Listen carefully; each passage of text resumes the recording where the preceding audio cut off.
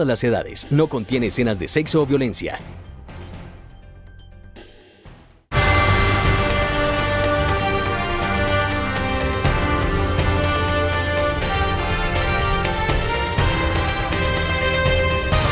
Este es Canal Capital.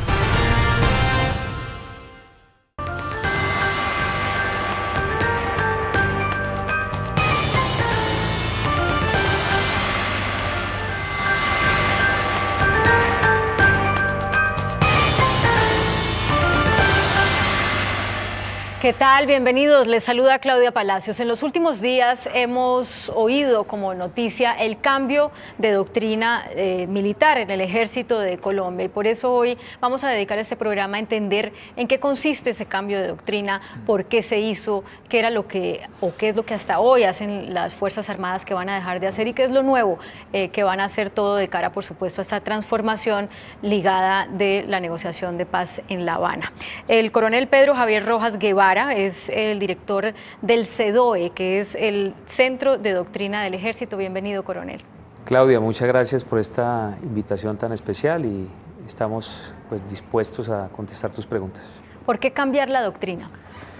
Bien, lo primero que hay que precisar es que no es un cambio de doctrina, es una evolución de la doctrina, es una renovación y lo que estamos haciendo es construyendo sobre lo construido, es decir, tomamos la doctrina que nos ha permitido ser victoriosos en el campo de combate, la doctrina que por décadas nos ha permitido enfrentar esa amenaza persistente, esa amenaza híbrida, y lo que hicimos fue alinearnos con unos estándares internacionales porque vimos que era una necesidad. Para un televidente medianamente informado, esto suena a lo siguiente, y usted me dice si estoy equivocada o no.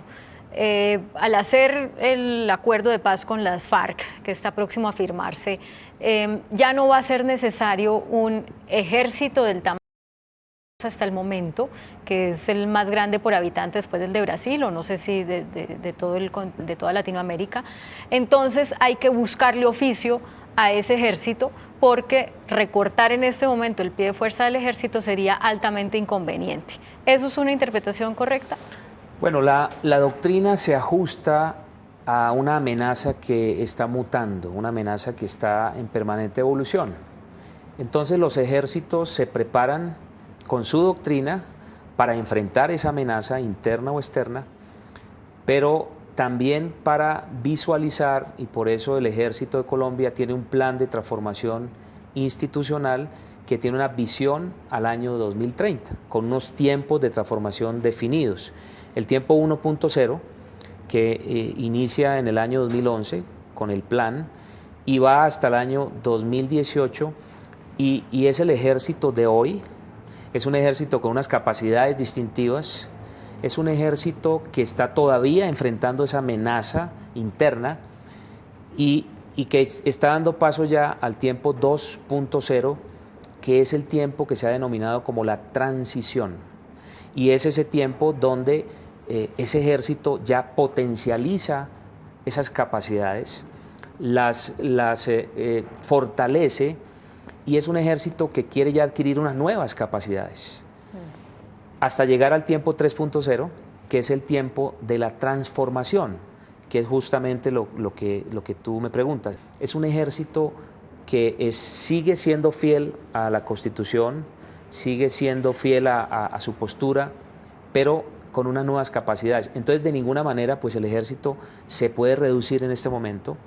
El ejército, como dijo mi general Mejía, nuestro comandante, en una entrevista que lo escuchamos todos los soldados, él dijo, sí, el ejército se va a reducir, pero yo creo que en unos 15 o 20 años. Entonces, este ejército necesita ser cada día más fuerte para garantizar la defensa y seguridad de todos los colombianos. ¿Cuánto es en este momento el pie de fuerza del ejército? Bueno, el Ejército Nacional tiene aproximadamente 240.000 hombres. ¿Solo ejército o con...? Solo el ejército. ¿Y en total la fuerza armada? armada? La policía tiene algo así como 170.000 y sumados cercanos a los 500.000 con la Armada y la Fuerza Aérea.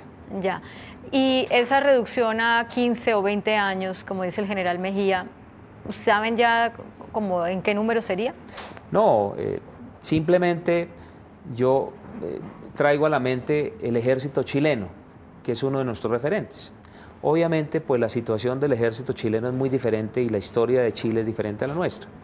Pero el ejército chileno es hoy un ejército de 40.000 hombres, con unos equipos muy importantes, con tanques de última generación, y es un ejército que fue referente y sigue siendo, porque en 1907, en la primera reforma militar, pues de la mano de ellos, con una influencia, una gran influencia prusiana, pues ellos nos dejaron un legado y hoy con unos acuerdos marco de cooperación seguimos muy cerca con el ejército chileno. Pero, claro, 40.000 hombres para 18 millones de habitantes que tiene Chile, y es antes, ¿en qué época el ejército chileno tenía cuántos miembros? Bueno, sabemos lo que ocurrió en Chile. Por la dictadura. Y, sí, allá hubo pues obviamente unas reducciones, pero repito, hay que mirar esos modelos. Tomamos buena parte de su organización, obviamente también Estados Unidos, porque el ejército de Colombia hoy, producto de ese plan de transformación, hoy está presentando unas renovaciones, unas transformaciones, unos cambios en personal, en ciencia y tecnología, en transparencia, en educación, bueno, en doctrina. Damasco. La doctrina de Damasco es la doctrina renovada del ejército y hoy tenemos un concepto operacional único, que es operaciones terrestres unificadas. Miremos entonces, o tratemos de explicarle usted, a mí y a todos, ¿qué es lo que va a ser diferente dentro de esa doctrina de Damasco? ¿Qué cosas ha venido haciendo el ejército hasta ahora? ¿Qué va a dejar de hacer por cuenta de Damasco? ¿Y qué nuevas cosas va a hacer? Bien, Claudia, el ejército no va a dejar de hacer nada de lo que ha venido haciendo durante estas décadas. Lo que vamos a hacer con la doctrina de Damasco es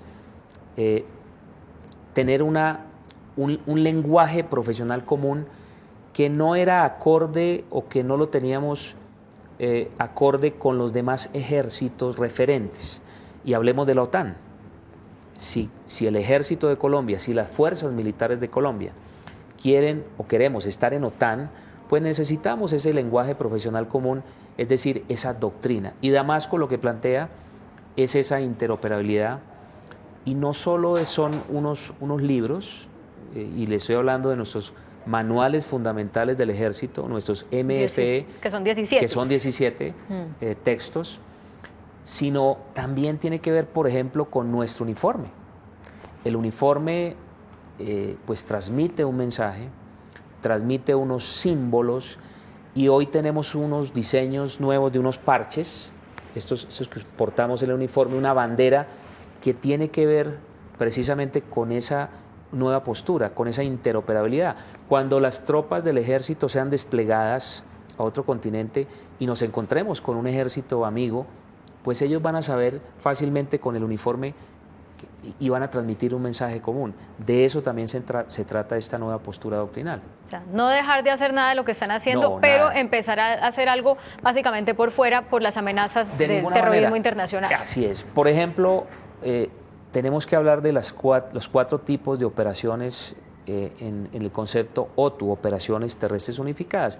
Y excúsame que sea un poco técnico, pero tengo que hablar porque es el eje de esta postura doctrinal. Son operaciones ofensivas, defensivas, de estabilidad y de apoyo de la defensa a la autoridad civil, que es lo que el ejército ha venido haciendo todo este tiempo. Restaurar servicios públicos, ayudarle a los gobernantes locales y nacionales pues a mantener el orden público, garantizar los servicios públicos y privados. Mire, conceptos como la acción unificada, que es esa interrelación fundamental entre las operaciones militares y las agencias estatales, lo que denominamos conjunto, coordinado e interagencial, pero no solamente con las agencias del Estado, sino también con la Policía Nacional, con las demás fuerzas y por supuesto con ejércitos amigos como Estados Unidos, como Chile, como España y otros. En este momento, ¿cuántos miembros del ejército colombiano están en operaciones ya por fuera, en Sinaí y en otras partes? Desde 1982 tenemos nuestro Batallón Colombia desplegado en la península del Sinaí, y es un batallón que pues de alguna manera ya marca esa interoperabilidad. Y es un batallón que está manteniendo un tratado de paz, que es lo que está haciendo allá. Pero mira Claudia, que ya ese batallón ha sido objeto de ataques por parte de ISIS. Entonces ya vemos que esas amenazas globales están también tocando al soldado colombiano, entonces tenemos que prepararnos. ¿Hay otros contingentes o personal militar colombiano en otras partes aparte del Sinaí? No, en este momento no. Pues aparte de los árabes, pero eso no es por medio de un convenio con el ejército, sino que se fueron yendo. No, en este momento el ejército está empeñado en capacitar y entrenar algunos ejércitos que nos han visto con unas capacidades importantes. Por ejemplo, Claudia, el ejército de Colombia tiene unas capacidades en aviación. Nuestros pilotos son, quizás lo dijo el señor presidente en la ceremonia del Día del Ejército, él lo dijo, quizás, y dijo, sin temor a equivocarme, los pilotos más experimentados del mundo. Eso le atrae a los demás ejércitos. También somos expertos en operaciones especiales. Entonces estamos entrenando países de Centroamérica, países de Sudamérica, Chile, Argentina, pero también países como Nigeria. Nigeria ha venido acá a que esos conocimientos sean transmitidos. Le pregunto eso porque lo cierto es que ya, o sea, esta cooperación no va a ser solamente en términos de ir a enseñar toda la pericia que han aprendido acá por cuenta de combatir a las FARC durante tanto tiempo, sino también de ir a participar en esas operaciones, en misiones conjuntas con la OTAN, con la ONU. ¿Eso cuándo va a empezar?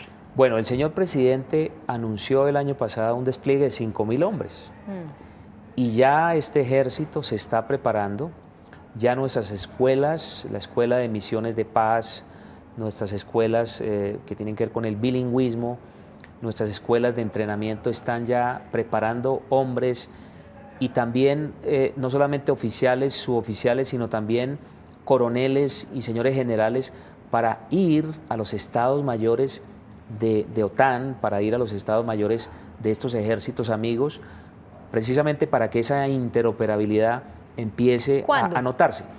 Bueno, mi general Mejía ha dicho que eso tiene que ser antes de 2 años.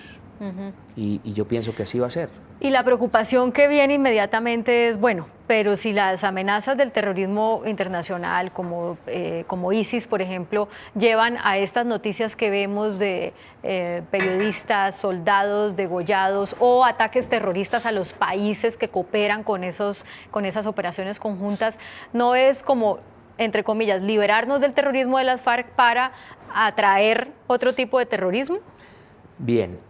Los ejércitos y el ejército de Colombia sabemos que ha enfrentado por años una amenaza, la llamamos hoy una amenaza persistente, una amenaza híbrida, es decir, donde confluyen todo tipo de problemática, como por ejemplo en el Catatumbo, ahí hay una amenaza híbrida, o en el Cauca. Pero también el ejército de Colombia pues tiene que prepararse para una potencial amenaza externa.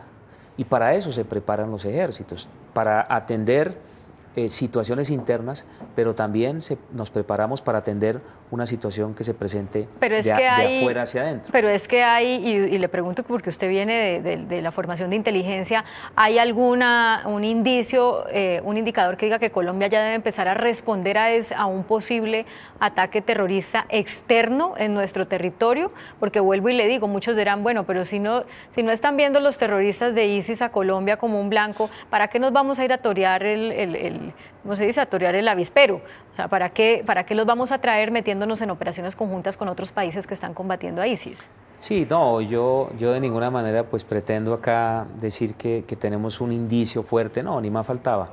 Estamos preparados para enfrentar cualquier tipo de amenaza.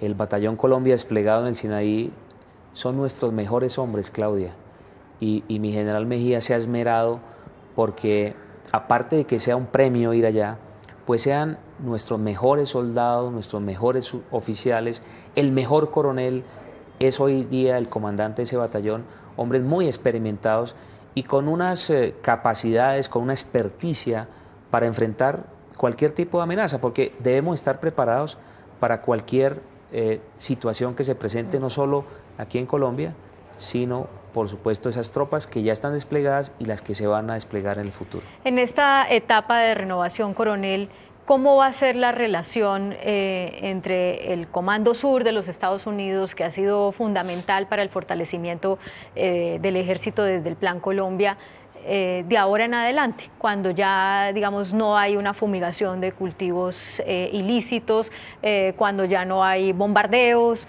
y se sabe que gran parte de la tecnología, del equipo humano incluso y de la capacitación ha venido de los Estados Unidos? ¿Cómo va a ser esa relación? Bien, Claudia, yo tengo que pues, hablar de mi tema, de doctrina, y debo decirte que Estados Unidos desde el año pasado, a través de su Centro de Armas Combinadas, el CAC, por sus siglas en inglés, y la Dirección de Doctrina, el CAT, nos envió unos delegados, unos oficiales, unos coroneles, que desde el año pasado han trabajado de la mano con los oficiales colombianos en esta construcción doctrinal.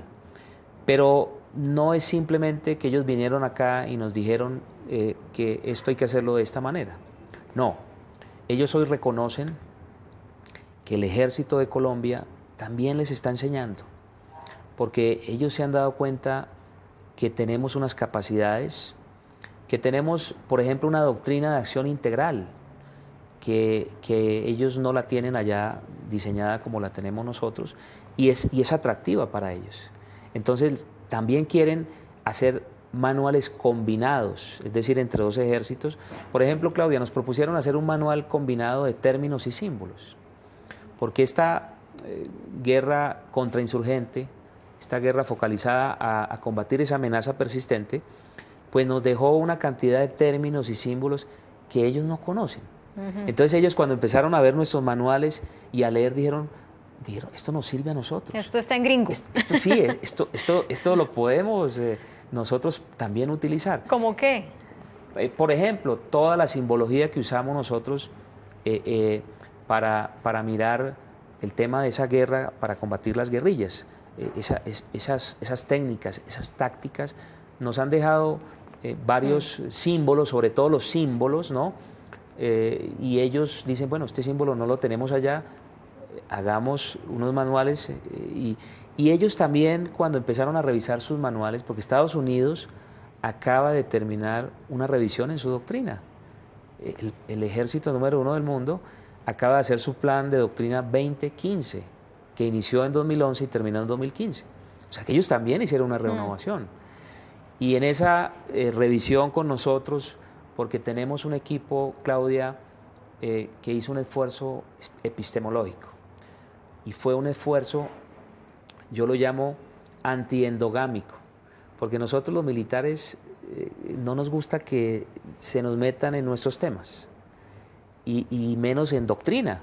Pero no, acá mi general Mejía quiso que vinieran académicos, que vinieran personas civiles, pero que nos conocen y nos dijeran algo sobre esta construcción doctrinal. Entonces Damasco es el producto de un esfuerzo, no solo entre militares activos, sino también retirados, y algunos académicos muy importantes que nos han ayudado a construir esta postura, y por eso los 17 manuales, Claudia, son públicos. Por primera vez el Ejército presenta unos manuales públicos que hoy los puedes ver y están disponibles para cualquier colombiano, porque queremos que la doctrina de Damasco le diga al pueblo colombiano qué hace el Ejército por ellos.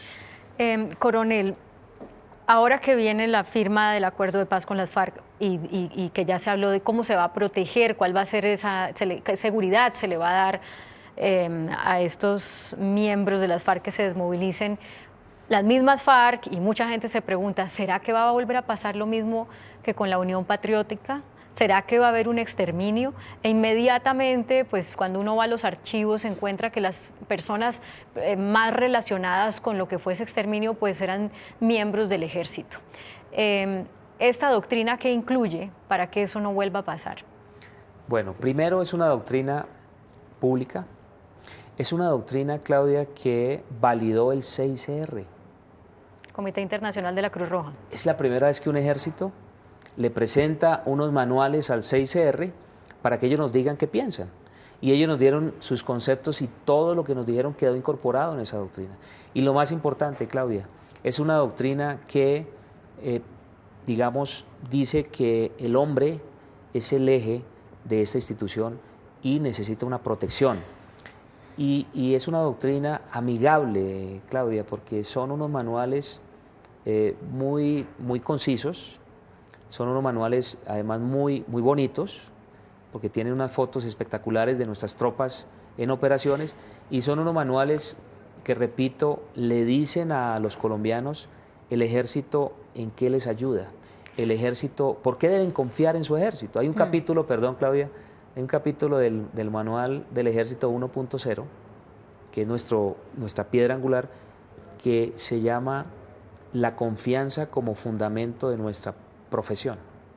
Y es la confianza no solo entre los soldados y los comandantes, sino es también entre el pueblo y los soldados, entre las familias y el ejército. Yo tengo una esposa y 2 hijitas y ellas confían en el ejército, confían en su papá, pero confían en la institución y confían, por supuesto, en que todo está saliendo muy bien. A mí en lo personal me causa curiosidad saber cómo se pasa de adoctrinar a un soldado para enfrentar a la insurgencia, que es algo que puede incluso llevar a en algún momento sentir odio por esa otra persona, porque tengo que estar dispuesto a aniquilarlo si es posible, si está atentando contra la seguridad de alguien más o la mía. ¿Cómo se pasa de odiar a proteger? Porque es lo que viene ahorita y lo que ya han venido haciendo ustedes cuando desmovilizan miembros de las guerrillas y del paramilitarismo. Eso uno dice, bueno, en los manuales puede quedar muy bonito, muy bien escrito, y seguramente los altos mandos que lo han escrito lo tienen muy asimilado, pero ya a la hora del combate y sobre el terreno, cumplir el derecho internacional humanitario no es tan fácil cuando aquí hay una cosa de te odio y después me estás diciendo proteja al mismo que antes usted odiaba y estaba dispuesto a aniquilar. ¿Eso cómo se hace? Bueno, Claudia, yo pienso que los soldados de Colombia, del ejército, no odiamos al enemigo, no odiamos a nuestro enemigo. Es un enemigo que respetamos, porque tú lo acabas de señalar, es un enemigo que cuando se rinde nosotros lo auxiliamos. El soldado colombiano saca su cantimplora y de la misma cantimplora donde ha puesto su boca muchas veces le da de beber a ese guerrillero que se está rindiendo. Entonces somos un ejército que los ha respetado. Mira, yo, Claudia, cuando trabajé en inteligencia, tuve que recibir centenares de desmovilizados. Y ellos piensan que nosotros, cuando se entregaban, los íbamos a matar. Y hoy sabemos que el ejército va a proteger a los guerrilleros de las FARC en esos sitios donde se van a concentrar. Es el ejército de Colombia, el verdadero ejército del pueblo, porque somos del pueblo. Entonces, ahí yo pienso que vamos a seguir haciendo lo correcto. Es que es hacer lo correcto, Claudia, un acto ético. En este orden de ideas, y ya para terminar, coronel, el voto militar que propone el senador Roy Barreras, ¿es algo que dentro de esa nueva doctrina sería deseable para los colombianos y para los miembros del ejército? Bueno, Claudia, yo voy a remitirme a las palabras de mi comandante, Miguel Mejía, que lo ha dicho en diferentes entrevistas y en los medios. Él dijo, sí, pero no. Es decir, sí está de acuerdo, pero no es el momento, dijo mi general Mejía, no es el momento oportuno. Quizás en unos años, cuando alcancemos esa paz soñada, estable, duradera, porque mira Claudia, nosotros los soldados anhelamos esa paz, no te imaginas. Mis hijas anhelan un país en paz. Mi hija de 18 años, mi hija de 13 años, mi padre, mi madre, ellos quieren vivir en un país en paz, igual que ustedes. Entonces, es un tema que pues se está discutiendo, pero el ejército de Colombia es respetuoso del poder político, es un ejército que siempre ha estado ahí incólume y es un ejército que va a respetar la decisión que se tome. Eso no nos inquieta en este momento, no nos distrae de nuestra misión y pues tengo que seguir lo que dice nuestro comandante, que es mi general Mejía. Coronel Pedro Javier Rojas Guevara, director del Centro de Doctrina del Ejército, muchas gracias por venir a los estudios de Canal Capital. Bueno, Claudia, muy amable por esta invitación, una gran oportunidad de poderme dirigir a todas las personas, a todos los televidentes, y bueno, que Dios los bendiga, muchas gracias. Muy amable. A ustedes también muchas gracias por acompañarnos, sigan con nosotros.